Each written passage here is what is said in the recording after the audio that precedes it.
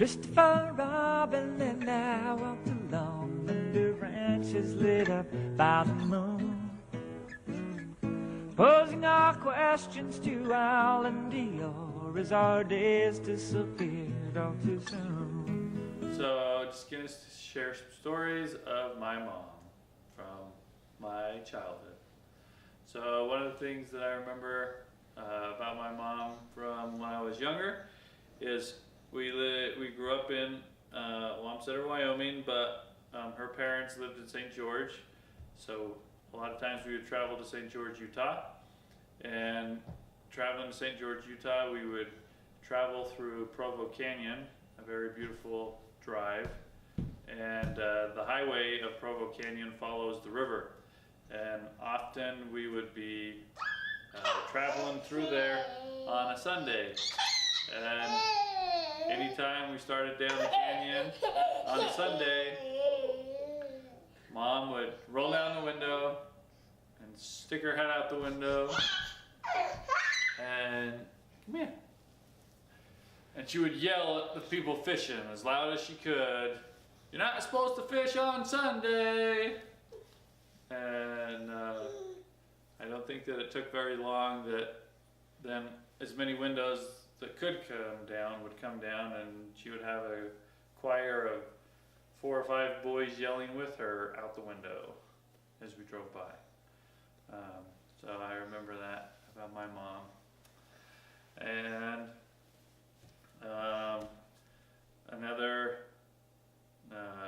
other memories I have of her of my young years are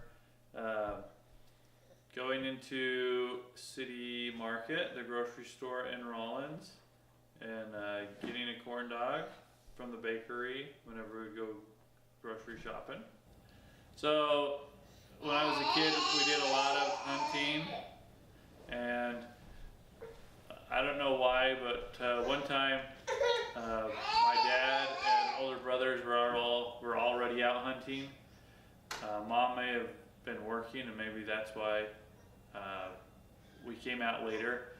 But my memory was that we were going to go meet my dad somewhere, and then my mom would start hunting. And so me and my brother Justin were with Mom in a Buick Century, which is a 4-door car, and we drove an hour from Wamsutter out to the sand dunes where we would hunt. And for some reason, other than probably just Mom being Mom, she took the Buick Century, and we're driving on dirt roads in the sagebrush. I don't know if we were trying to find my dad or if she just totally ditched that plan and wanted to go try and get her deer before the sun went down.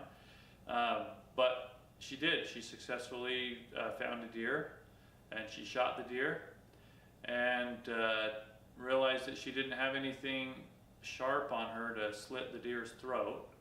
So I remember her getting a bullet out and trying to use the point of the bullet to gouge into the deer's neck and slice the deer's neck. I remember eventually we met up with Dad, but I'll always remember the time that we hunted in the Buick Century and that Mom got her deer and tried to slit its mouth or its throat with a bullet. Well, just a funny story of my high school years, must have been my junior or senior year. I must have talked out loud about asking a certain girl to prom, and so I was getting ready for track practice. I had changed and I was out in the gym stretching, and a couple girls came out of the locker room and came up to me, and they were saying things like, "Oh, that was so sweet," or "Oh, you're so cute." 2 or 3 girls came out and made comments like that, and then finally this other girl comes out and just walks up to me and gives me a hug and says, "Yes, I'll go to the dance with you." And I was just flabbergasted and confused at what she was talking about, because I hadn't asked her to the dance yet, but apparently my mom took it upon herself to bring some balloons over and stashed them in the locker room with a message and asked the girl to prom for me. She just didn't bother telling me that she was going to do that, so I was caught off guard. So I remember that. It's kind of awkward, but hey, went to the dance out of it anyway. The other fun memory that I have about my mom from my high school years is at the end of my junior year, one of my best friends tried to convince me that I should run for the student body president, and I was against that, but he kept encouraging me and finally cut a deal that he would run for vice president if I would run for president. And his whole point was to oust the current president. That was his goal. So he convinced me that I would do it. So as we were planning for the week of elections, Mom thought it would be a good idea to buy pizza for all the students the day of elections. And so she bought a whole bunch of pizzas that you just cook in your oven at home. And she cooked pizza and brought it over. Well, she cooked the pizza, and then me and Ryan brought it over to the school during lunchtime and gave out pizza for everybody right before we had our student body elections. And Ryan supplied the pop, and I supplied the pizza, and I won president, and he won vice president. So Mom knew that they wouldn't vote for me unless I gave them food, I guess. But it worked. And then they made a policy that you couldn't do that after that. So, yeah. And it was always entertaining to be around Mom when a lightning storm was going on, because she had an experience when she was working at the post office where lightning, you want this on? Where lightning hit the telephone pole and traveled through the telephone line into the post office. And she was working at a metal desk and sitting on a metal chair, and right before the lightning hit, it was a metal chair with wheels, she pushed away from her desk right as the lightning hit. So the lightning traveled through the telephone line, came down the wall and to the metal desk and blew up the calculator that she was just doing books on. And it freaked her out so much, rightly so, that from then on, anytime there was a thunder or lightning storm, she would get so nervous, and sometimes she would make noises of being scared. Sometimes she would just have to go to her room and get under the covers, but it was just always entertaining to watch her flinch and groan and be scared anytime thunder and lightning were around. And that made me think of another memory when I was thinking about that. I'll never forget, she was loud. She was a loud lady in a good way. But I'll never forget when I received my mission call.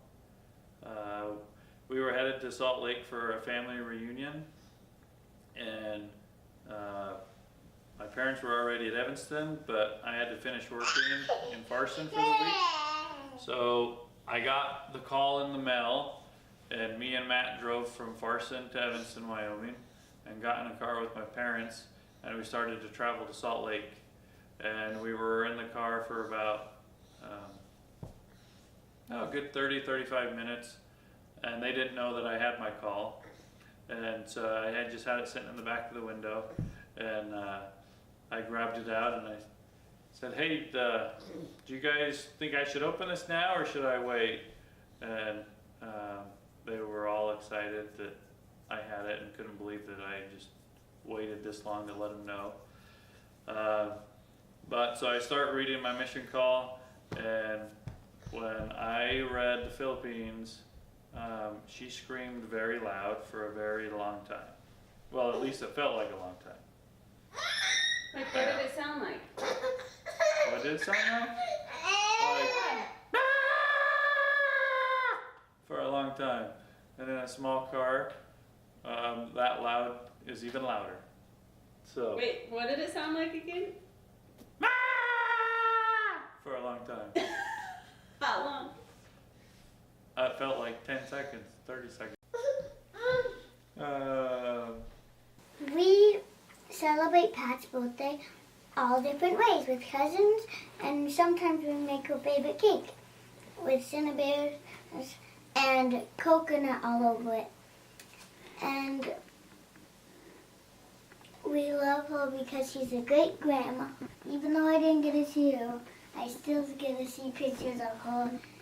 She can come see me. And everyone, and even Maddie and some of the persons that didn't get to see her, should come down, and it's going to be a fun time till I get to see her.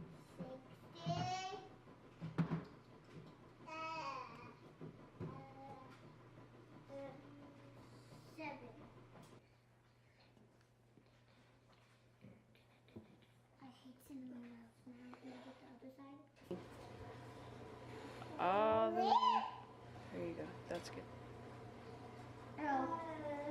You're putting one upside down? Yeah, because I want to be silly. Like her. She was really silly. She once dressed up like a man. It was like nighttime, I think. And so she got man clothes on and stuff like that. And she got a gun. She knocked on the front door and had her gun pointing at him. And then What did she put on her chin? beard. A shaving cream, huh? Shaving cream, yeah. Right here, and that's in the forest. Oh, and this is so funny. Look! Look, Wookie. What is that picture? Can you show it to me? Grandma, when she did a funny thing.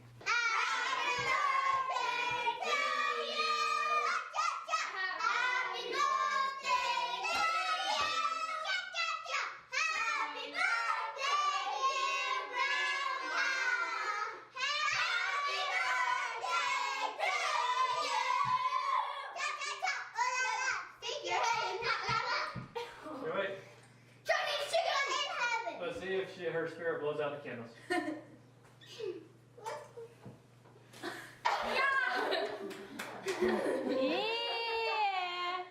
Do you guys think she would like your song? Your loud song? Yeah. Yeah. I think that was Back to the days of food.